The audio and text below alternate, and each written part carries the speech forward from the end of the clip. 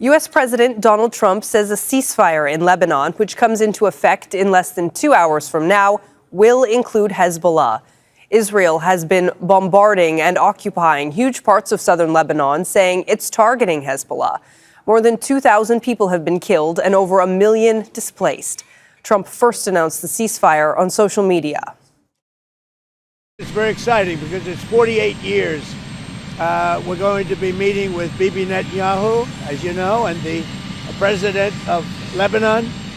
And I had a great talk with both of them today. They're going to be having a ceasefire, and that'll include Hezbollah. And I think it could be number 10 for me. Alan, what more have you been learning about how the ceasefire came about? Well, we certainly got an idea of how it all fell into place. It seemed to happen rather quickly, but there's been a lot of work going on behind the scenes. It all starts Tuesday's meeting at ambassadorial level at the State Department. Now, out of that, there came a conversation late on Wednesday between Donald Trump and Benjamin Netanyahu in Jerusalem.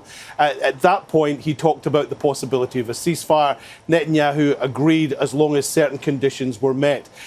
Donald Trump then said to Marco Rubio, his Secretary of State, that he wanted him to speak to the Lebanese side, and those conversations happened overnight on Wednesday into early on Thursday. Then we heard from Joseph Aoun, who spoke to Donald Trump on Thursday. Trump outlined what he felt were the conditions for a ceasefire.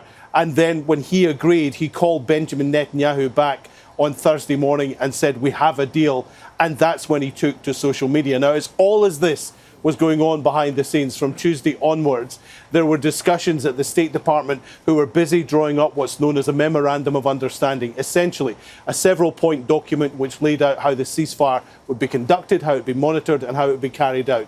Both sides seem to be happy to sign on to that. Now, this is a 10-day ceasefire. It starts, as you say, in just a couple of hours. The intention is that the two leaders will make it here to the White House. If you heard from Donald Trump, initially he said sometime in the next week or two, and then later amended that to sometime in the next 4 or 5 days. He obviously believes he's in the close to signing a deal. He said this would be the 10th war that he's finished. There's many a slip between the pen and the paper. He's obviously got to get both sides on board. And also, he's aware of the issue of Hezbollah. He believes that the Lebanese side will be able to keep them on side and get them to sign up to the agreement.